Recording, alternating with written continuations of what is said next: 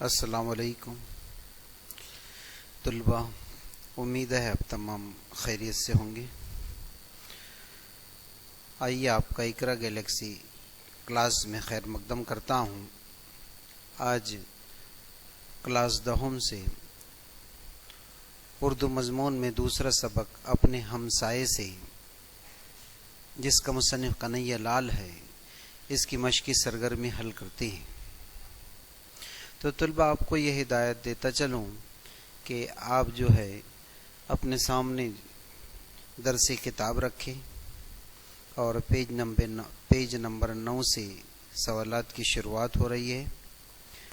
تو پہلا جو ہے ہدایت ہمارے پاس میں یہ ہے کہ سبق کا بغور مطالعہ کیجیے اور ذیل کی سرگرمی کو ہدایت کے مطابق مکمل کیجیے، یہ ہمارے لیے ہدایت ہے۔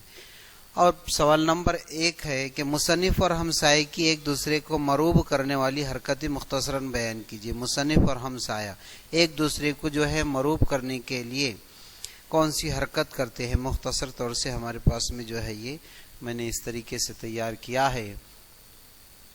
مصنف و ہمسایہ اور ان کی فیملیاں ایک دوسرے کو مروب کرنے کے لیے جھوٹی شان دکھانے کا حربہ استعمال کرتے ہیں۔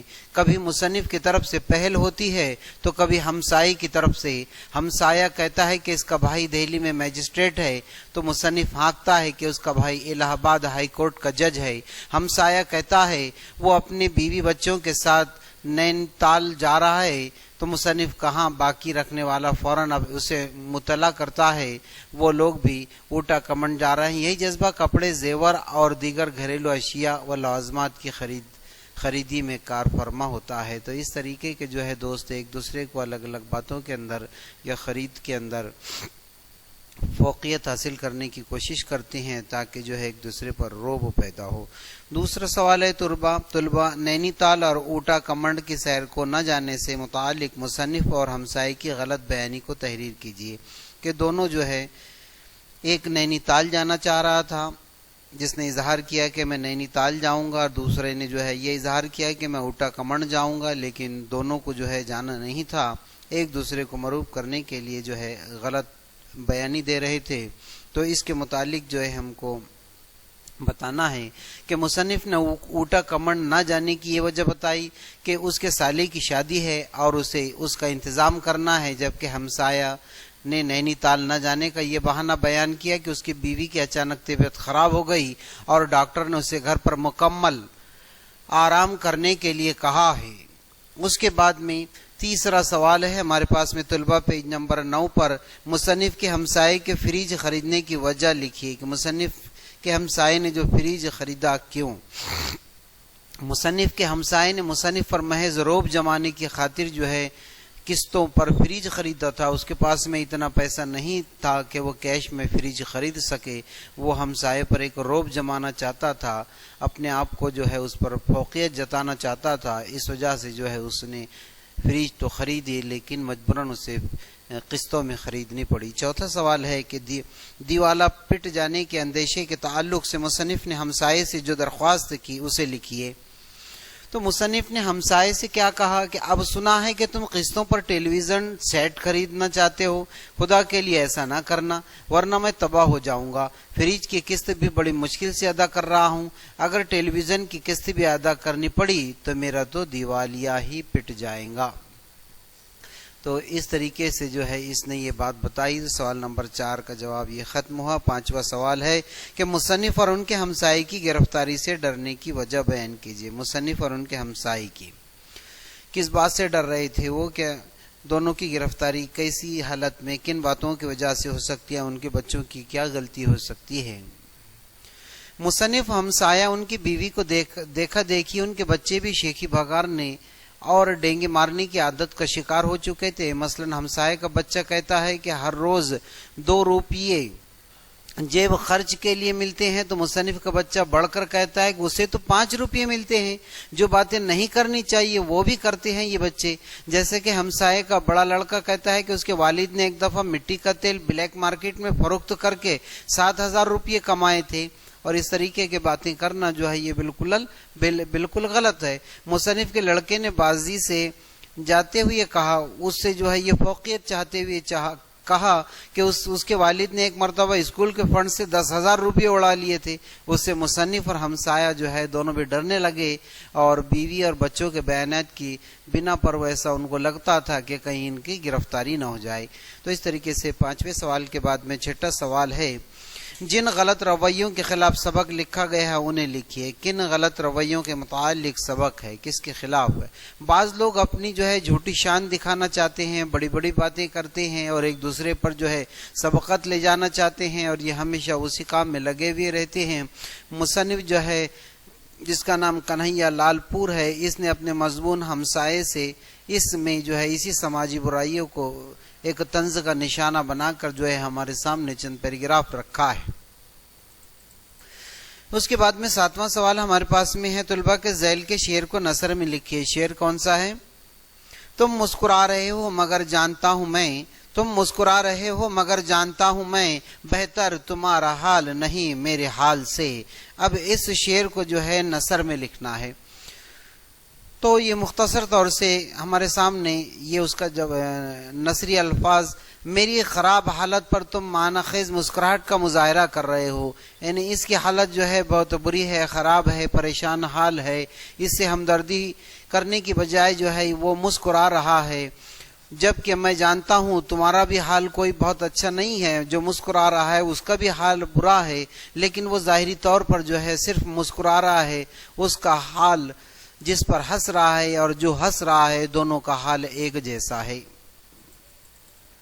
اس کے بعد میں طلبہ ہمارے پاس میں سوال نمبر 8 ہے، سبق کے مطابق ذیل کے نکات کو مصنف اور ہمسائے کے کالم میں تحریر کیجیے. مصنف اور ہمسایہ دونوں کے دو نکات، دونوں کالم. کھانا ہضم نہ ہونا، 500 کی ساڑی. مصنف کے نکات میں پہلے دیکھتے ہیں، کھانا ہضم نہ ہونا، نیند نہ آنا، 50 عورتوں کی دعوت. تو ہمسایہ کیا ہے؟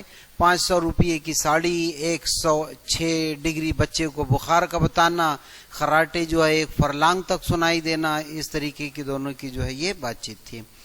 سوال نمبر 9 ہے طلبہ ہمارے پاس میں، سبق کے کسی ایک واقعے کے تعلق سے اپنی رائے دیجیے.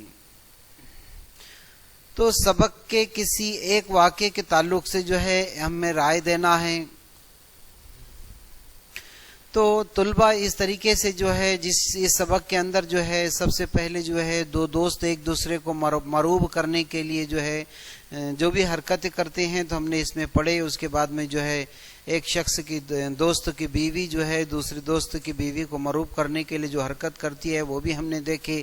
تو اس طریقے سے ان کی یہ بری حرکت کا اثر جو ہے ان کے بچوں پر پڑتا ہے اور بچے بھی جو ہے یہی طریقہ اختیار کرتے ہیں، بلکہ ان سے 4 قدم آگے جاتے ہیں. تو اس طریقے کا اگر کوئی واقعہ آپ نے سنا ہو، پڑھا ہو تو آپ وہ قلم بند کر سکتے ہیں. 10واں اگلا، ہدایت کے مطابق عمل کیجیے. پیج نمبر 9 پر یہ بچوں یہ سوال سے اس پر صرف آپ کو جوابات ہی نظر آئیں گے.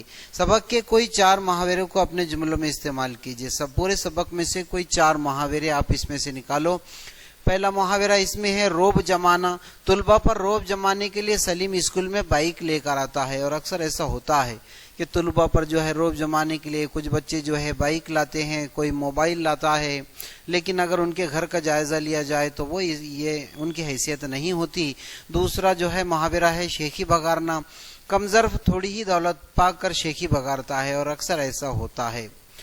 بازی لے جانا. مسابقت کی اس دور میں ہر کوئی ایک دوسرے سے بازی لے جانے کی کوشش کر رہا ہے.